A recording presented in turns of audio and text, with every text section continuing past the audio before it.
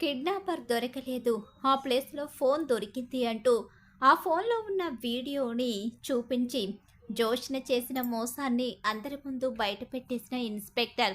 మరి ఇదంతా ఎలా జరగబోతుందో తెలుసుకోవాలనుకుంటే వీడియోనైతే చివరి వరకు మిస్ కాకుండా అయితే చూసేయండి. జోష్న నిజ స్వరూపం బయటపడాలని కోరుకునే వాళ్ళు మా వీడియోని లైక్ చేసేయండి. అలాగే ఇక్కడ చూస్తే ఇక అంటూ ఉంటుంది కావేరి అయితే, ఏంటండి మీరు కూడా ఎందుకు అలా పట్టించుకోవడం లేదు అంటే, నా కూతురు ఇష్టమే నా ఇష్టమని చెప్పాను, ఇందులో ఎలాంటి మార్పు లేదని చెప్పేసి చెప్తూ ఉంటాడు శ్రీధర్. కాశీని నువ్వే ఎలాగైనా నీ భార్యని మార్చుకోవాలి, నీ భార్యను వదులుకోలేను అంటున్నావు కాబట్టి ఖచ్చితంగా మార్చుకోమని కాశీకి చెప్తూ ఉంటుంది కావేరి అయితే. ఇక్కడ చూస్తే ఎప్పుడైతే ఇక వైరా ఫోన్ చేసి ఇదంతా జోష్న కుట్రే అని, జోష్న కావాలనే చేసిందని చెప్తాడో, దాంతో ఇక జోష్నని అలా వదిలిపెడితే రోజు రోజుకి అది రెచ్చిపోతుంది. దాన్ని ఎలాగైనా సరే బయటపెట్టి బుద్ధి చెప్పాలని దీప అంటూ ఉంటుంది. ఇక్కడ చూస్తే ఇక దాసు విషయంలో తన నోటికొచ్చినట్టు మాట్లాడి లోపలికొచ్చి కూర్చొని, ఎవ్వరూ నాకు అవసరం లేదు, నాకు కావాల్సింది శివనారాయణ గారి మనవరాలు అనే గుర్తింపు, అలాగే కార్తీక్ భార్యగా గుర్తింపు రావాలి తప్ప ఎవ్వరూ నాకు వద్దు అని చెప్పేసి అనుకుంటూ ఉంటుంది. ఈలోగానే హ్యాపీగా మనవరాల దగ్గరికి వచ్చిన తన గ్రానీని చూసి, ఏంటి చాలా హ్యాపీగా ఉన్నట్టున్నావు, ఈరోజు మీ తాత నాకు డబ్బులు ఇచ్చారులే. ఏంటి తాత నీకు డబ్బులు ఇవ్వడమేంటి? డబ్బుని నిన్ను కూడా రిస్క్ చేసి సేఫ్గా తీసుకొచ్చామని నా మీద ప్రేమ కురిపించారు అని చెప్పేసి చెప్తూ ఉంటుంది పారిజాతమైతే. నువ్వు ఆ డబ్బుకే మురిసిపోతున్నావు, నాకు రావాల్సిన 10 కోట్లు పోయాయి అని చెప్పేసి మనసులో అనుకుంటూ ఉంటుంది జోష్న. ఇక్కడ చూస్తే ఇక దాసు అయితే మాత్రం తన కూతురు విషయంలో ఆలోచిస్తూ ఉంటాడు. జోష్నలో మార్పు వచ్చేలాగా అనిపించడం లేదు. జోష్న ఇక మారుతుందనే ఆశ కూడా రోజు రోజుకి చచ్చిపోతుంది. జోష్న ఎందుకు ఇలా చేస్తుంది, ఆస్తి అంతస్తు అంటూ పరుగులు పెడుతూ ఇక తనది కాని దానికోసం ఎంతో ఆశని పెంచుకుంది. ఇది కూడా నిజంగా జోష్న చెప్పినట్టు తప్పు మాదే.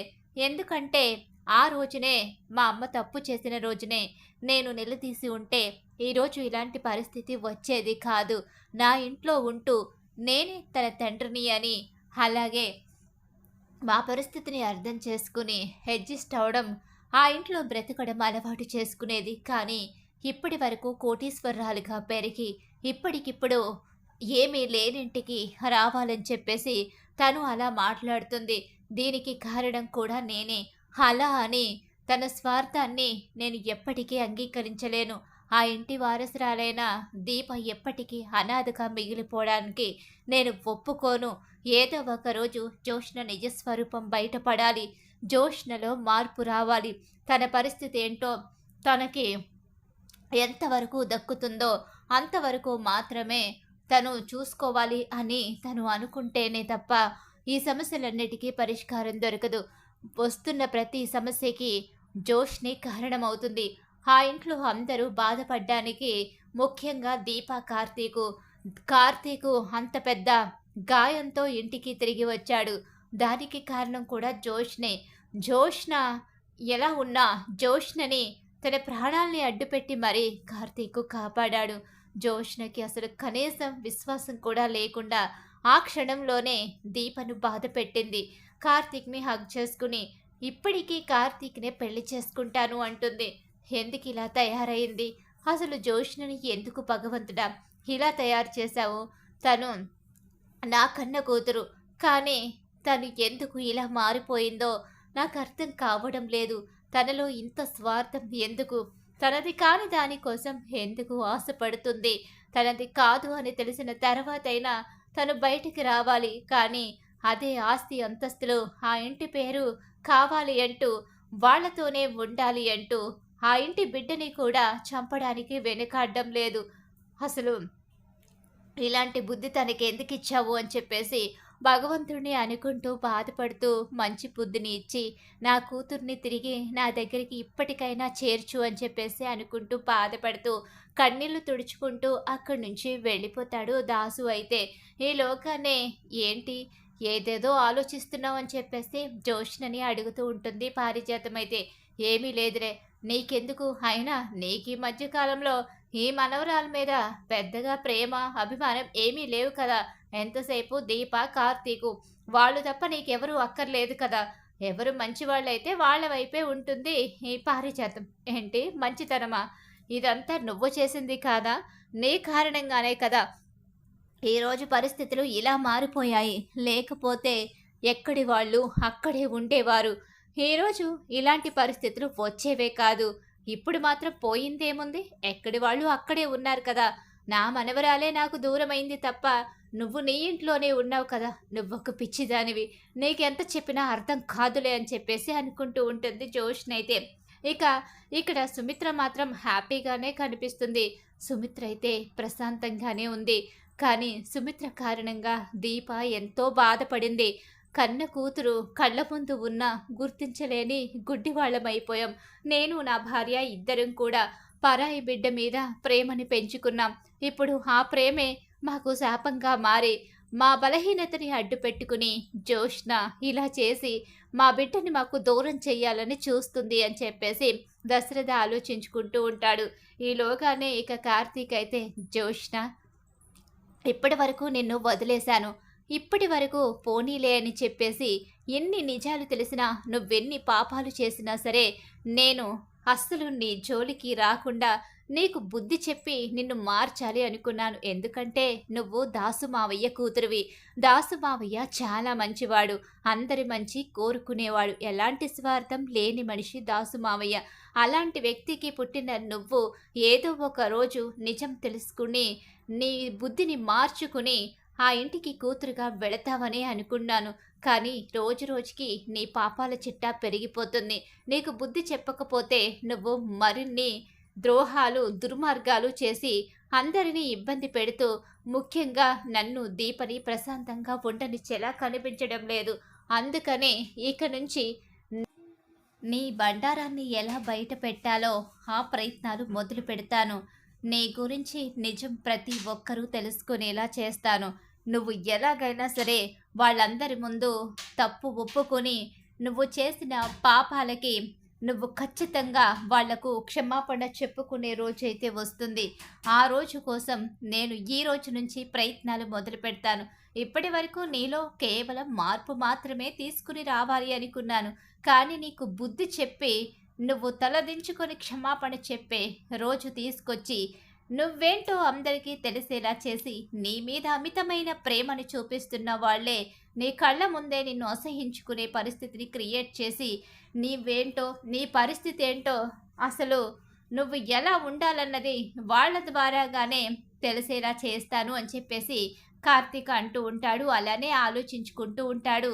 ఇక దీప కూడా అదే ఆలోచనలో ఉంటుంది. జోష్న నిజస్వరూపం బయటపడాలనే ఆలోచిస్తూ ఉంటుంది దీప కూడా. ఇక్కడ చూస్తే జోష్నకి పెళ్లి చేయాలి. ఎలాగైనా సరే త్వరలో జోష్నకి పెళ్లి చేసి ఒక ఇంటి దాన్ని చెయ్యాలి. అప్పుడు కానీ ఈ సమస్యలన్నీ కూడా మారిపోవు. జోష్న ప్రతిసారి ఏదో ఒక సమస్యలో పడ్డం, లేకపోతే జోష్న కారణంగానే ఏదో ఒక సమస్య రావడం జరుగుతుంది. ఇక సమస్యలు వస్తూ ఉంటాయి, పోతూ ఉంటాయి. కానీ వీటి వల్ల జోష్న పెళ్లిని ఆలస్యం చేయడం కరెక్ట్ కాదు.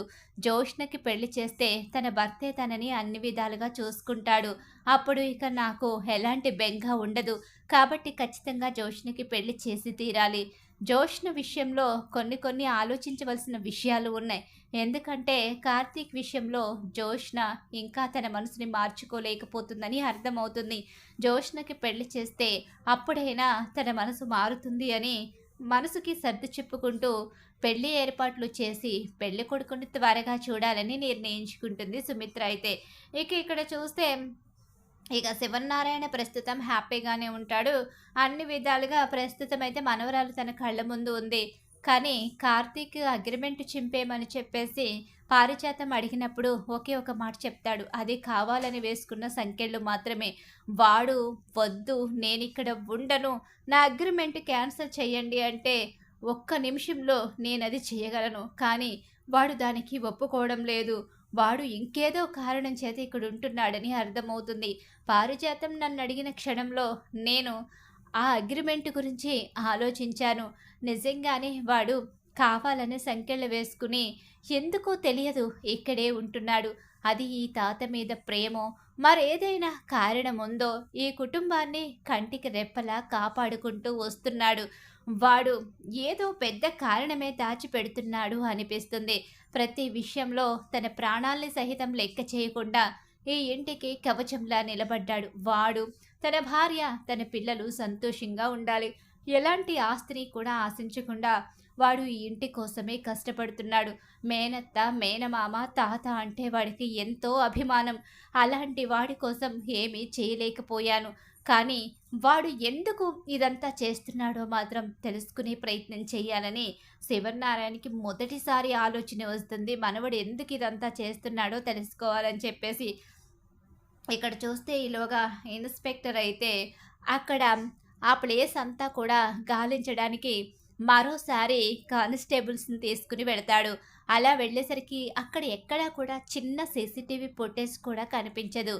ఆల్రెడీ ఇదంతా చెక్ చేయడం దారంతా ఎక్కడా కూడా సీసీటీవీ ఫుటేజ్‌లు లేవని ఆల్రెడీ అనుకుంటారు.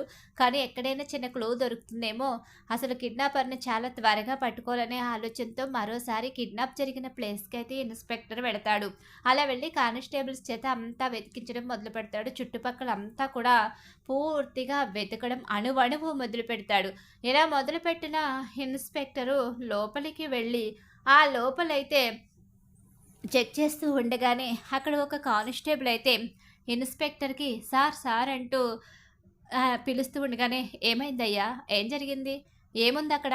సార్ ఇదేదో ఫోన్ సార్. ఎవరో ఫోన్ ఇక్కడ పడేసుకున్నారు. ఫోన్ దొరికింది సార్ అని చెప్పేసి ఆ ఫోన్ అయితే ఇన్స్పెక్టర్‌కి తీసుకొచ్చి కానిస్టేబుల్ అయితే ఇస్తాడు. ఫోన్ ఎవరిది ఫోన్?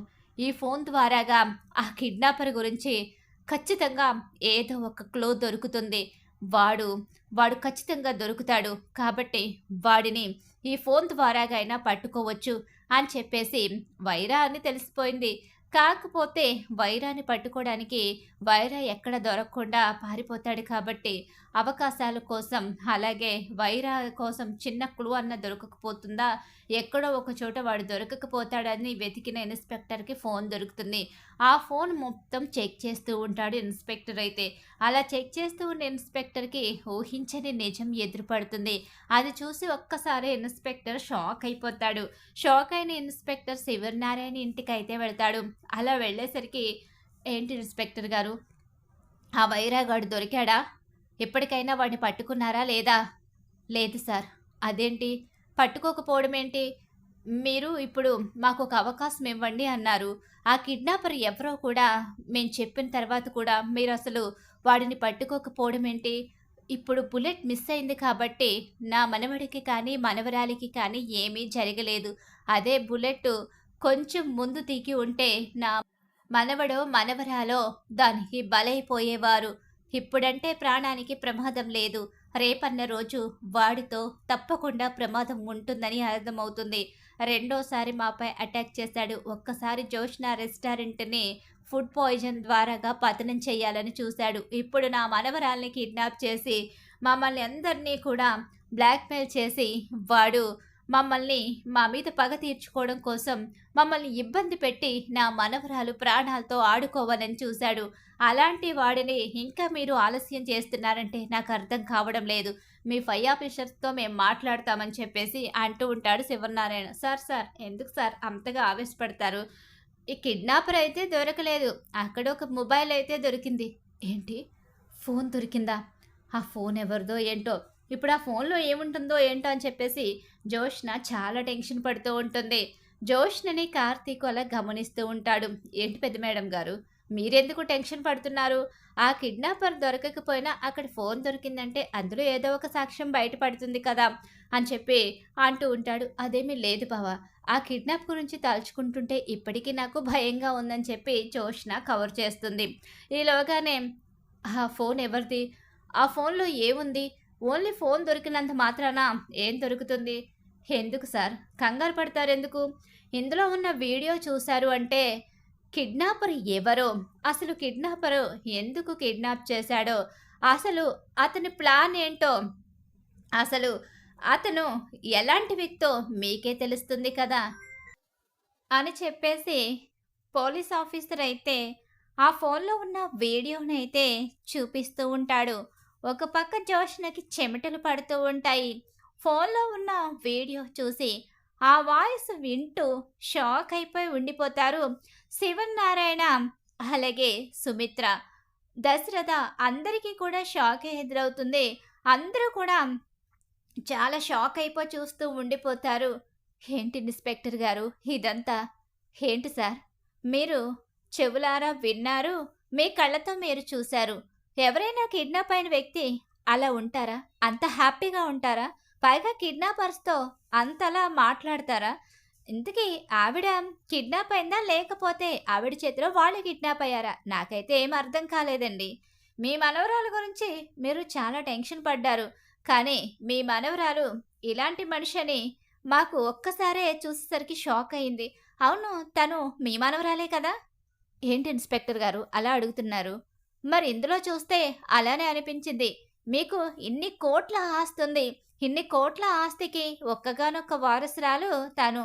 అలాంటిది అసలు కిడ్నాపర్‌తో చేతులు కలిపి 10,00,00,000కి కక్కుర్తి పడ్డం ఏంటండి? అసలిదంతా ఏంటి? అసలు మనిషి ఇంట్లో ఉండగా, అసలు దొంగ ఇంట్లోనే ఉండగా, బయట వాళ్ళ మీద అనుమానించడం ఎందుకండి? అని చెప్పేసి ఇన్స్‌పెక్టర్ అడిగేసరికి ఒక్కసారే శివనారాయణకి, సుమిత్రకి కూడా చాలా పెద్ద షాక్ ఎదురవుతుంది. ఏంటి జోష్న ఇదంతా?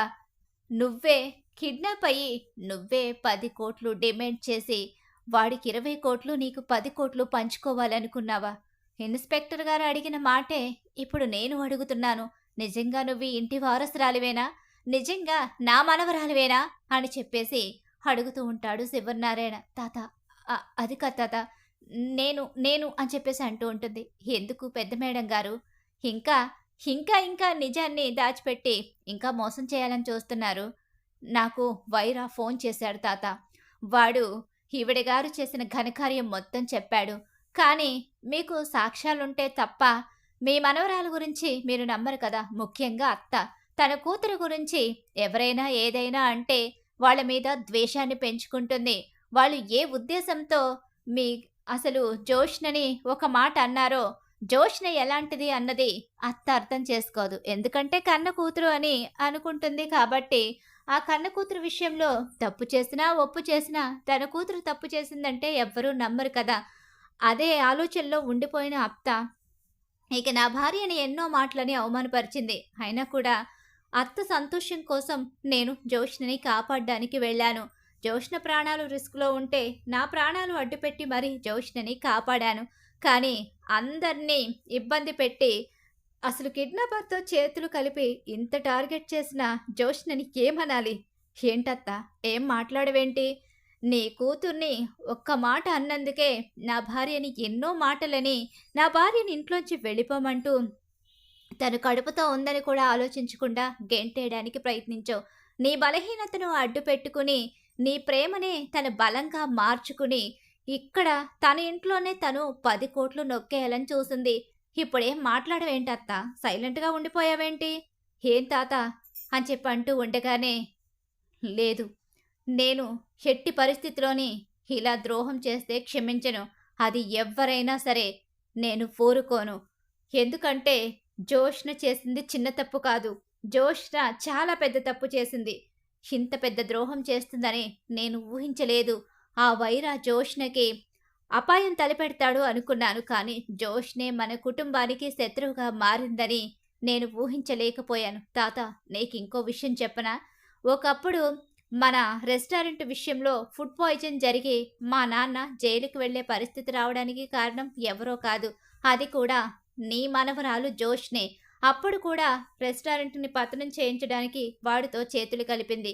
కాకపోతే వాడు కాసి ఇరుక్కుని, ఈవిడ గారు మాత్రం చాలా తెలివిగా తప్పించుకుంది అని చెప్పి నిజాలు బయట పెట్టేసరికి, ఇక చాలురా కార్తీక్. ఇంకా ఆ పాపాల చిట్టా వినలేకపోతున్నాను నేను. ఇన్స్‌పెక్టర్ గారు, ఎవరినో అరెస్టు చేయడం కాదు. ముందు తననే అరెస్టు చేసి తీసుకుని వెళ్ళండి. ఇన్ని పాపాలు చేసింది కన్న కూతురైనా సరే నేను క్షమించను. నా కళ్ళ ముందు తను కనిపించకూడదు.